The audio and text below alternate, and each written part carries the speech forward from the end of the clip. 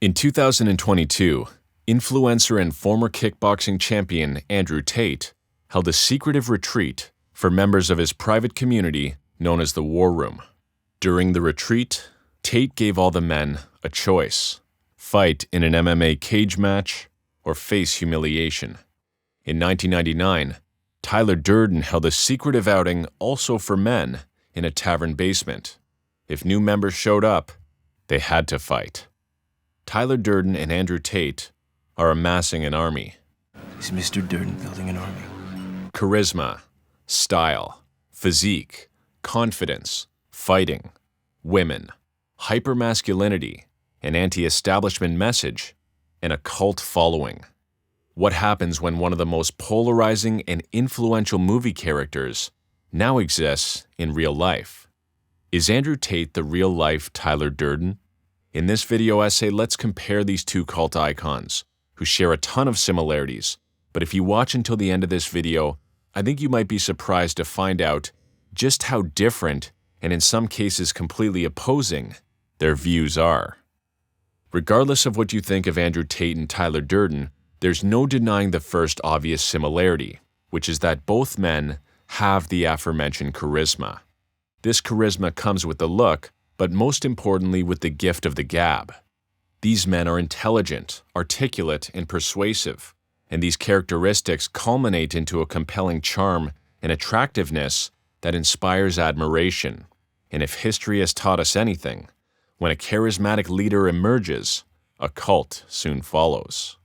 Tyler Durden and Andrew Tate have drawn so many parallels mainly because they have the same audience, men. And they've rallied men around the exact same cause, a hatred of the system. Both Andrew Tate and Tyler Durden are highly successful at isolating their followers from mainstream society, creating an us versus them mentality. Both men have pointed out how the system is isolating, debt-centered, and distraction-driven, all the while exploiting, emasculating, and dehumanizing individuals. We've all been raised on television to believe that one day we'd all be millionaires and movie gods and rock stars, but we won't. We're slowly learning that fact. And we're very, very pissed off. But while both men despise the system, they differ in their solution of what to do about it. Andrew Tate's solution is to beat the system at its own game. Get rich, go to the gym, have multiple passports, attract women, use decentralized cryptocurrency. Tate's solution is essentially become the elite.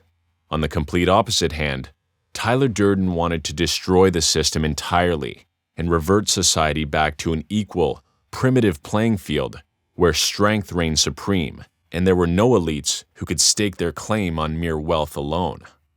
Accordingly, Tyler Durden's philosophy was centered on destruction, pain, and sacrifice, even self-destruction.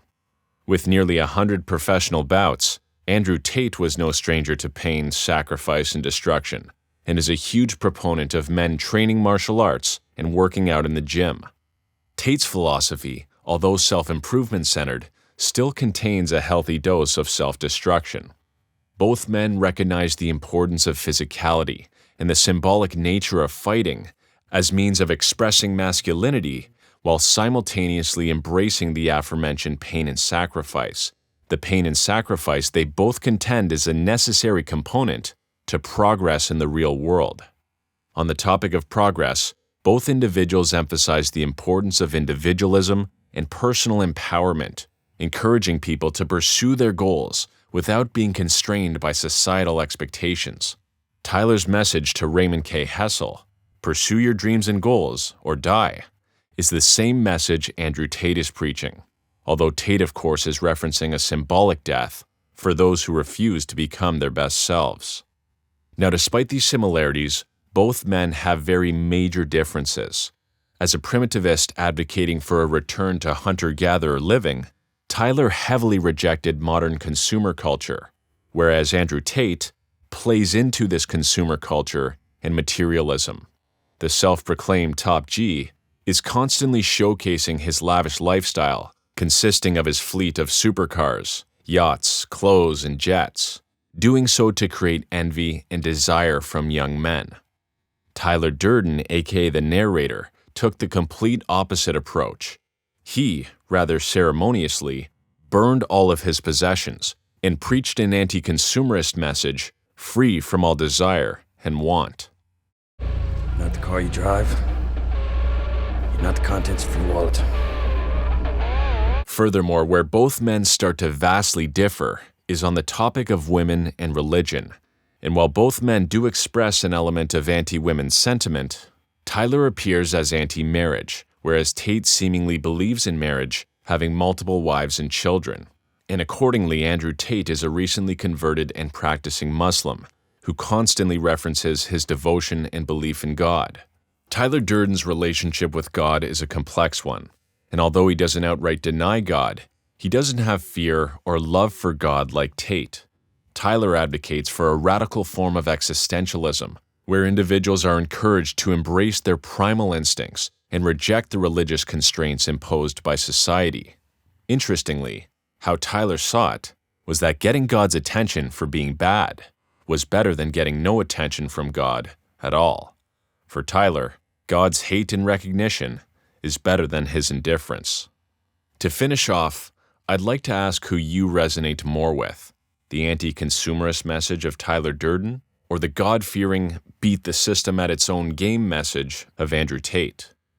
Despite being from different eras, people will forever constantly compare these two men because they have the same audience and a cult following that centers around a similar message. In an isolating and imperfect society, Tate and Durden have offered men the most important thing in this world: community. With massive success, they've scapegoated our less than perfect society to attract men together to further their own interests. Tate to continue growing his army and personal wealth via his education empire, and Durden to utilize men militarily to dismantle the system he so detests. Thank you for watching. Drop a sub and a comment below, and I'll see you next time.